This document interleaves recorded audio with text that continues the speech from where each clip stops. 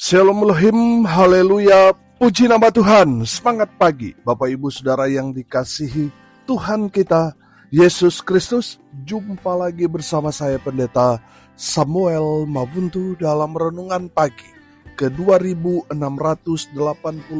hari. Renungan pagi ini mengudara, puji Tuhan.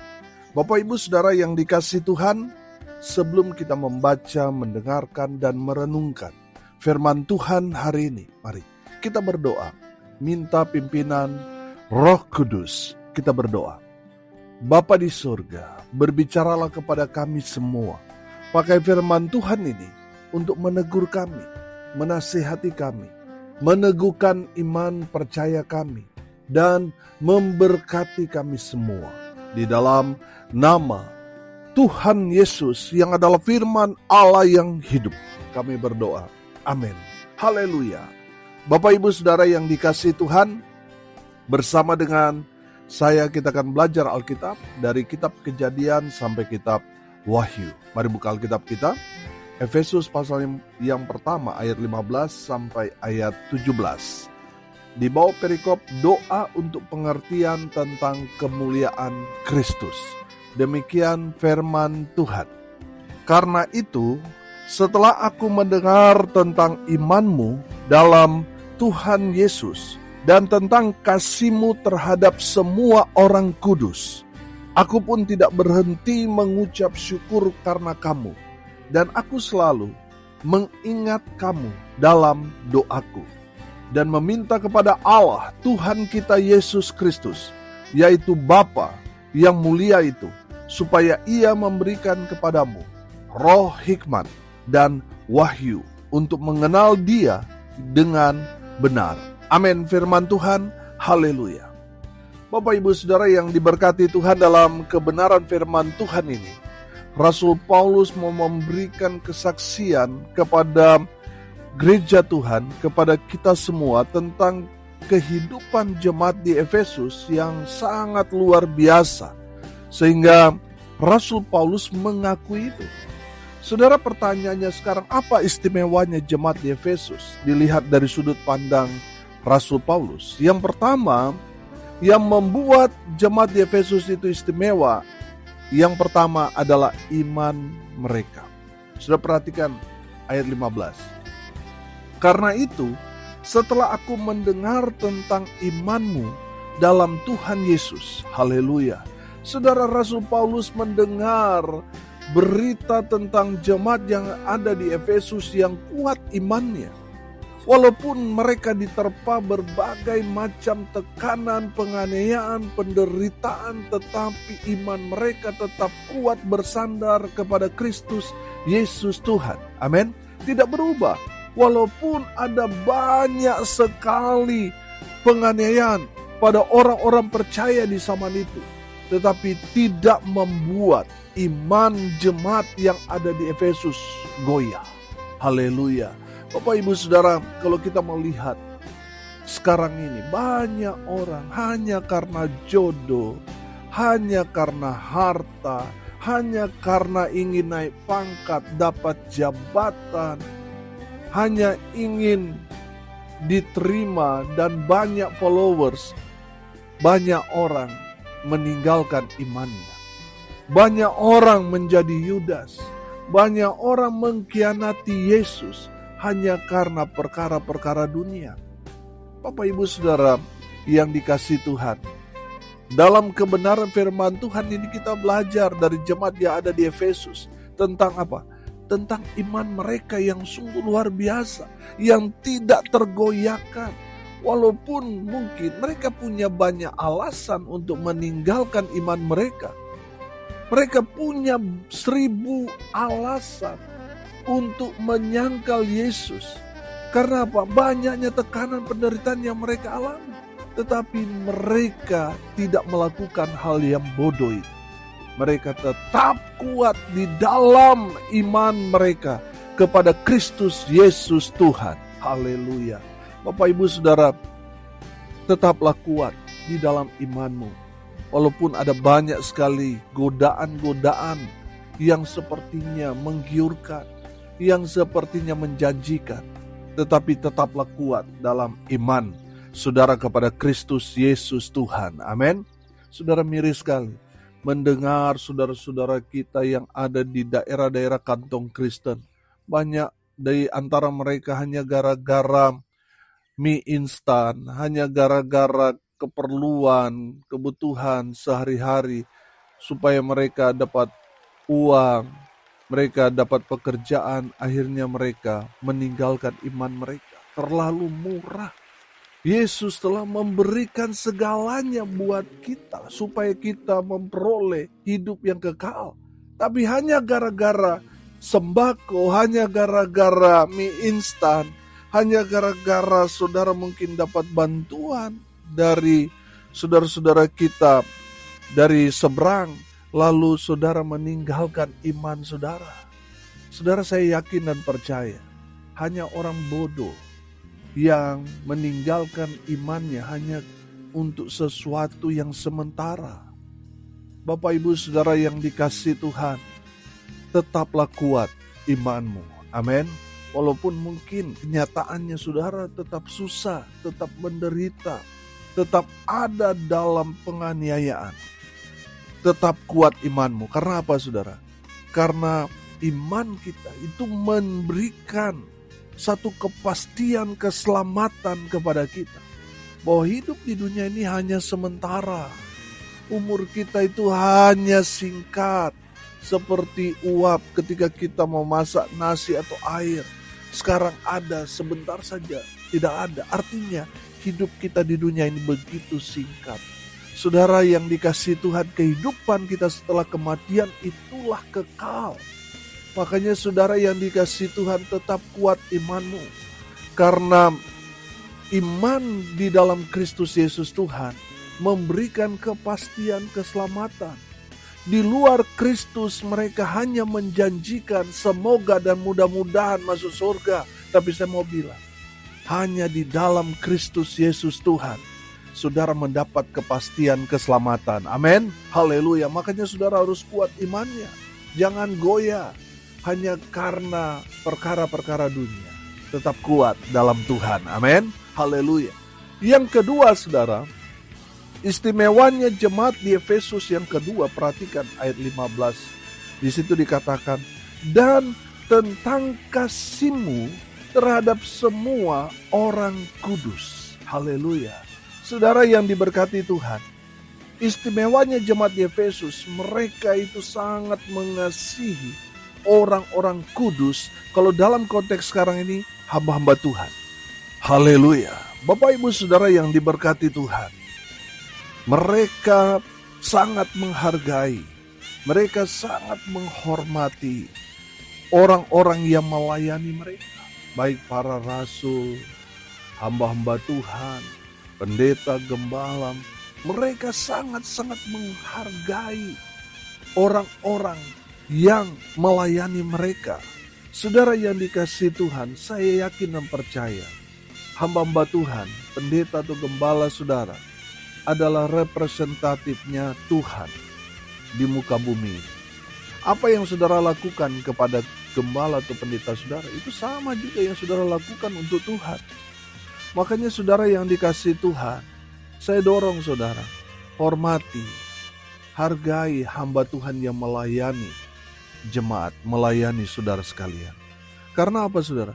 Apa yang kita lakukan kepada mereka itu sama saudara lakukan untuk Tuhan. Saudara perhatikan ketika bangsa Israel, mereka mengeluh, mereka komplain tentang kehidupan mereka pasca keluar dari perbudakan di Mesir. Mereka waktu itu ada di padang gurun. Saudara, mereka komplain, mereka marah kepada Musa. Dan apa yang terjadi saudara? Karena mereka marah kepada Nabi Musa, Tuhan bertindak. Tuhan menunjukkan murkanya kepada bangsa Israel. Saudara yang dikasihi Tuhan, sekali lagi saya katakan, apa yang saudara lakukan kepada hamba Tuhan itu sama seperti saudara lakukan untuk Tuhan. Kalau saudara mengeluh, komplain kepada hamba Tuhan, Saudara sama seperti lakukan itu kepada Tuhan. Bertobat saudara. Bapak ibu saudara yang diberkati Tuhan. Mari kita belajar dari jemaat yang ada di Efesus. Mereka hospitality-nya. Mereka betul-betul mempedulikan. Mereka betul-betul memperhatikan orang-orang kudus. Mereka sangat-sangat menghargai hamba-hamba Tuhan yang melayani mereka. Sehingga mereka betul-betul melayani dengan kasih. Dengan segenap hati. Haleluya. Bapak ibu saudara yang dikasihi Tuhan. Jangan separuh hati. Atau jangan setengah-setengah hati. Mari saudara, berikan perhatian, kepedulian saudara kepada hamba-hamba Tuhan yang melayani saudara. Saudara yang dikasihi Tuhan, Rasul Paulus melihat dan mendengar tentang jemaat di Efesus kalau menjamu hamba Tuhan. Oh haleluya, luar biasa. Kalau bicara tentang pekerjaan Tuhan, jemaat di Efesus luar biasa. Bapak ibu saudara yang diberkati Tuhan, kebenaran firman Tuhan ini mau memberikan pencerahan kepada kita semua. Untuk menghargai, hormati, ambil bagian dalam pekerjaan Tuhan. Bantu hamba-hamba Tuhan dalam pelayanan mereka. Saudara yang dikasihi Tuhan, tadi saya katakan apa yang kita lakukan kepada hamba Tuhan, itu juga yang kita lakukan kepada Tuhan. Makanya saudara, kalau saudara setengah-setengah hati, Tuhan murka. Tapi kalau saudara memberikan dengan segenap hati, baik itu kasih saudara, baik itu kepedulian saudara, saudara berikan betul-betul dari hati saudara, Tuhan menerima dengan sukacita. Dan Tuhan balas dengan berkat-berkat yang berlimpah. Amin. Karena saudara sudah memberkati hamba Tuhan. Saudara yang dikasihi Tuhan, saya yakin kalau saudara memberkati hamba Tuhan, saudara akan diberkati Tuhan dengan luar biasa. Jangan takut memberkati hamba Tuhan. Amin. Karena kalau saudara memberkati hamba Tuhan, saudara juga akan diberkati. Haleluya. Saudara yang dikasihi Tuhan, kemarin viral di mana seorang DJ disawer di Manado ratusan juta. Saudara yang dikasihi Tuhan, saya tidak mempermasalahkan. Silakan orang yang mau memberi, tapi pertanyaannya sekarang, apakah untuk pekerjaan Tuhan saudara memberikan sama seperti yang saudara sawer? Saudara yang dikasihi Tuhan, sangat miris kan? Kalau untuk dunia, saudara kelihatan baik, kelihatan royal. Tapi kalau untuk masalah ibadah dalam persembahan, masih tukar uang saudara. Kalau untuk Tuhan pelitnya luar biasa. Padahal kita tahu bahwa semua yang kita terima itu berasal dari Tuhan, berkat-berkat. Tapi kenapa kita sangat-sangat perhitungan dengan Tuhan? Kalau bicara tentang dunia, apalagi kalau di hadapan gadis cantik yang jadi DJ itu, wah semua uang-uang saudara keluar semua itu. Tapi kalau untuk pekerjaan Tuhan, untuk hamba Tuhan, pelitnya luar biasa. Untuk membantu pekerjaan Tuhan, hitung-hitungan. Saudara, saya teringat dalam 1 Korintus pasal 13 ayat 3 itu kan. Kalau kita melihat di sana itu dengan jelas Rasul Paulus memberikan satu gambaran kepada kita semua. Di ayatnya yang ketiga berkata, dan sekalipun aku membagi-bagikan segala sesuatu yang ada padaku, bahkan menyerahkan tubuhku untuk dibakar, tetapi jika aku tidak mempunyai kasih, sedikit pun tidak ada faedahnya bagiku. Saudara lihat, ini orang yang sosialnya luar biasa. Dia memberikan segala yang ada padanya untuk orang lain. Tetapi kalau tidak ada kasih, kalau tidak mengasihi Tuhan, tidak mengasihi sesama, tidak ada gunanya.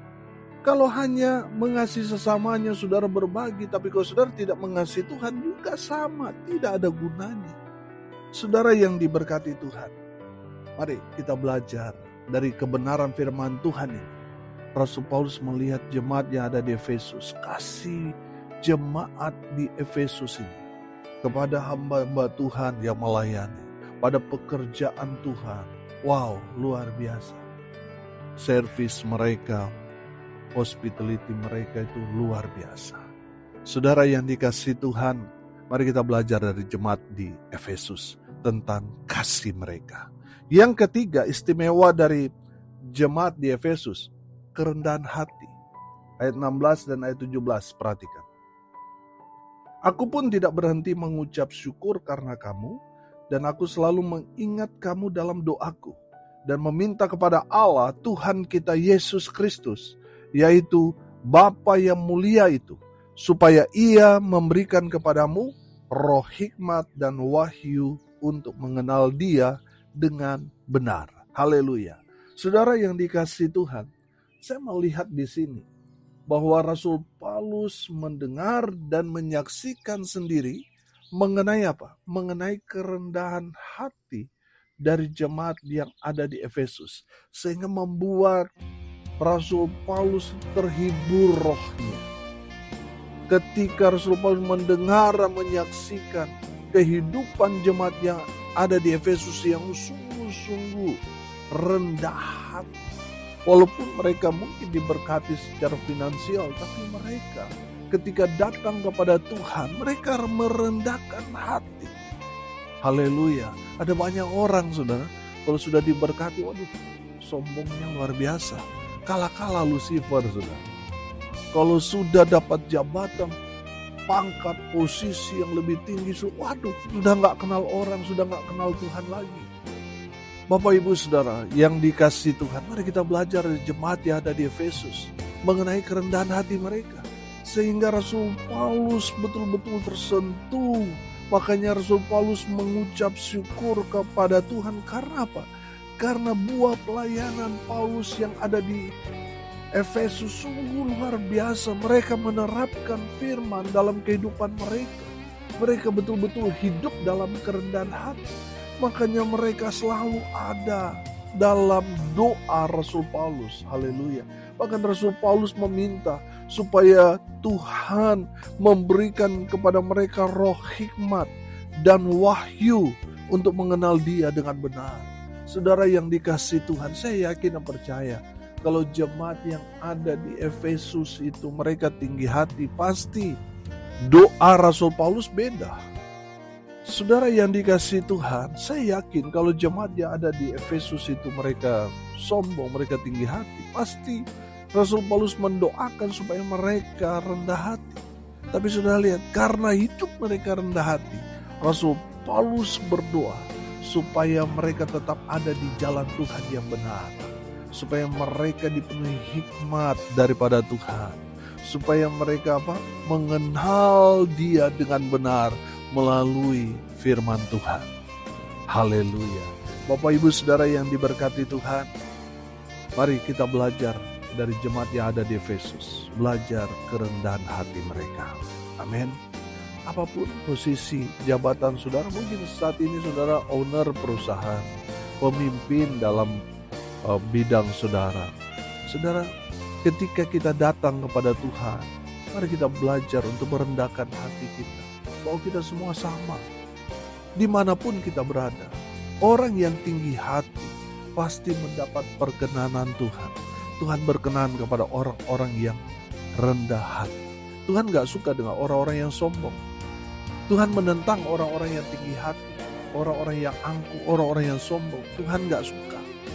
Saudara yang dikasihi Tuhan, mari belajar dari sekarang. Belajar hidup rendah hati, supaya kita mendapat perkenanan Tuhan dalam hidup kita. Amin. Haleluya. Bapak Ibu Saudara yang dikasihi Tuhan, hari ini kita belajar istimewa jemaat yang ada di Efesus. Yang pertama, iman mereka luar biasa. Yang kedua, kasih mereka kepada orang-orang kudus, kepada hamba-hamba Tuhan luar biasa. Yang ketiga, kerendahan hati mereka luar biasa. Sehingga tidak heran semua yang baik dialami, diterima oleh jemaat yang ada di Efesus, karena iman mereka, kasih mereka, dan hati mereka luar biasa. Biarlah itu juga menjadi bagian kita semua. Amin. Mari kita berdoa. Terima kasih Bapa di surga atas berkat firman yang sungguh luar biasa.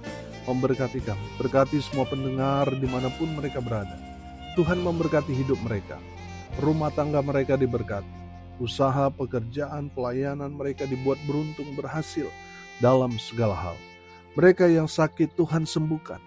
Mereka yang lemah Tuhan kuatkan. Tuhan hibur mereka yang berduka.